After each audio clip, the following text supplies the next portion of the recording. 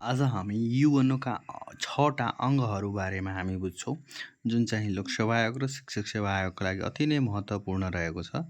यसबाट तपाईँको प्रावि, निमावि, मावि, त्यस्तै विनि र प्रास अधिकृत स्तरमा पनि धेरै नै प्रश्नहरू सोधेको छ साथीहरू।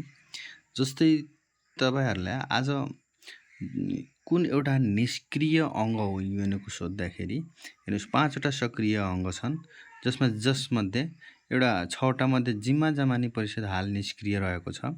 महासभा सबभन्दा ठुलो अङ्ग हो, यसलाई व्यवस्थापकीय अङ्ग पनि भनिन्छ। सुरक्षा परिषद कार्यकारी अङ्ग, शक्तिशाली अङ्ग। अहिले आयोगमा सोध्न सक्छ सबभन्दा शक्तिशाली अङ्ग युएनओका कुन हो? सुरक्षा परिषद हो। सबभन्दा ठुलो अङ्ग कुन हो त? महासभा हो। त्यस्तै हाल निष्क्रिय अवस्थामा रहेको युएनओका कुन अङ्ग हुन्? जिम्मा जमानी परिषद। त्यस्तै युएनओका प्रशासनिक अङ्ग भनेर कुन अङ्गलाई चिनिन्छ? त्यसलाई सचिवालय भनिन्छ।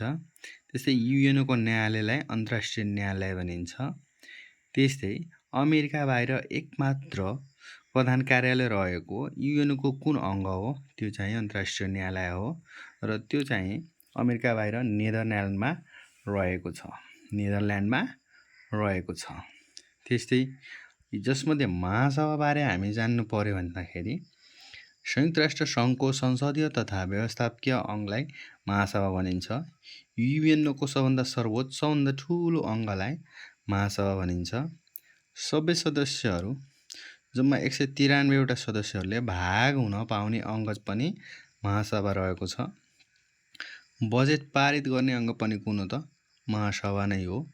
योजना निर्माण गर्ने, नीति नियम बनाउने अङ्ग, युएनओको महासचिवको नियुक्ति गर्ने, जुन चाहिँ सुरक्षा परिषदको सिफारिसमा महासभाले युएनओको महासचिवको नियुक्ति गर्छ। सुरक्षा परिषदका 10वटा अस्थायी सदस्यहरू छनौट गर्ने काम पनि महासभाले गर्छ। अन्तर्राष्ट्रिय न्यायालयका न्यायाधीशहरू नियुक्ति गर्ने काम पनि कसले गर्छ? महासभाले गर्दछ। त्यस्तै आर्थिक तथा सामाजिक परिषदका सदस्यहरू नियुक्त गर्ने अङ्ग पनि तपाईँलाई महासभाले नै गर्ने गर्दछ। आजको यो भिडियो तपाईँलाई कस्तो लाग्यो? अति नै महत्त्वपूर्ण यदि लाग्यो भने यस्तै भिडियो यदि तपाईँलाई चाहियो भने कमेन्ट बक्समा युएनओ लेखेर तपाईँले युएनओ सम्बन्धी सम्पूर्ण भिडियोहरू मलाई हाल्नको लागि प्रेरित गर्न सक्नुहुन्छ। धन्यवाद साथीहरू। तपाईँहरू यो च्यानललाई सब्सक्राइब गरेर मलाई झन् उत्प्रेरणा मोटिभेसन दिनको लागि, अझ भिडियो बनाउनको लागि प्रेरित गर्न सक्नुहुन्छ। धन्यवाद।